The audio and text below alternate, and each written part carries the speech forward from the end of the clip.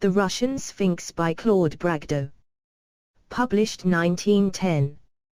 What manner of woman was this Madame Blavatsky, believed by some to have been a cheat and a charlatan, a dangerous impostor, by others a spiritual medium, and by still others the prophet of a new religion? Was she, on the one hand, simply an uninspired, undirected, obsessed Russian lady, doing literary and philanthropic work along certain self-chosen lines, or, on the other, was she, as she claimed to be, the representative, mouthpiece and conscientious amanuensis of high intelligences, not disparate, but physically distant from that part of the world which formed the field of her activities? There is a temptation to shirk the whole inquiry, on account of its difficulty, for the character of Madame Blavatsky is anomalous in the extreme. No exactly similar case has been recorded.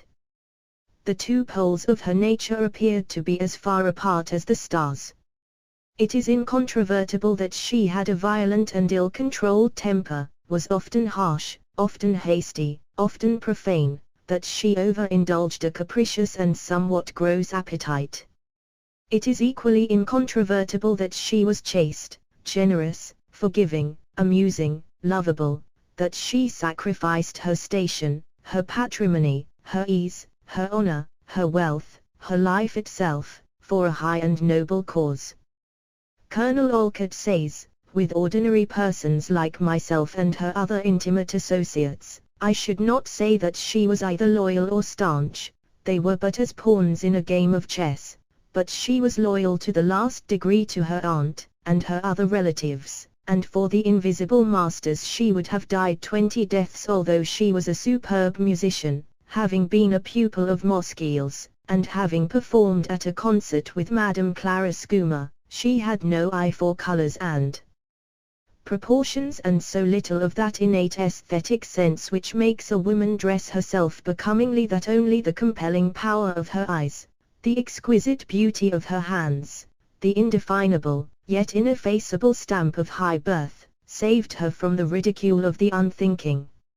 In her youth a rebellious pupil, with no love of serious literature, no attraction to learned people, the reverse of a bookworm, having up to her 34th year never written one word in English, and having never published any work in any language. After that time she edited several magazines and produced, in a language not her own, encyclopedic works bristling with strange knowledge and deep erudition, working not with the ease and happy ardor of the artist, and when the mood and moment favored, but with grim determination, each day and all day, ill or well. Confronted with authenticated facts so ambiguous as these, concerning her outer life in the world, what shall be said of that night side of her nature, concerning which so little is known? I can only cite the testimony of those who know her best. Colonel Olcott says, I have known mediums of all sorts, speaking, trance, writing, pheomyamic, medical, clairvoyant, and materializing, have seen them at work, attended their ceases and observed the signs of their obsession and possession. H.P.B.'s case resembled none of them.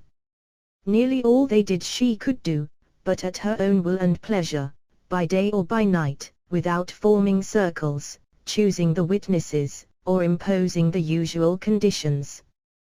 Then, again, I had ocular proof that at least some of those who worked with us were living men, from having seen them in the flesh in India after having seen them in the astral body in America and Europe, from having touched and talked with them.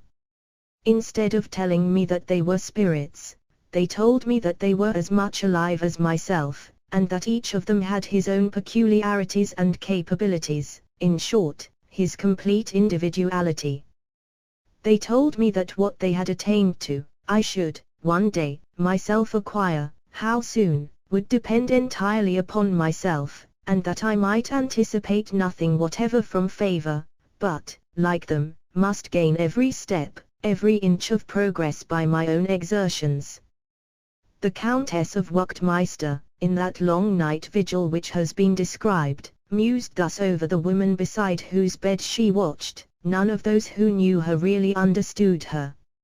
Even to me, who have been alone with her so many months, she was an enigma, with her strange powers, her marvelous knowledge, her extraordinary insight into human nature, and her mysterious life, spent in regions unknown to ordinary mortals, so that though her body might be near, her soul was often away in commune with others. Many a time have I observed her thus and known that only her body was present. The most valuable testimony of all comes from Madame Blavatsky's niece, Madame Vera Johnston, who, in a letter to the Countess Wachtmeister, quotes HPB as having said to her, "You are very green if you think that I actually know and understand all the things I write. How many times am I to repeat to you and your mother that the things I write are dictated to me, that sometimes I see manuscripts, numbers, and words before my eyes, of which I never know anything? And in what manner have the masters themselves referred to her? Reader, make of this what you can, the brother you know as HPB, but we, otherwise,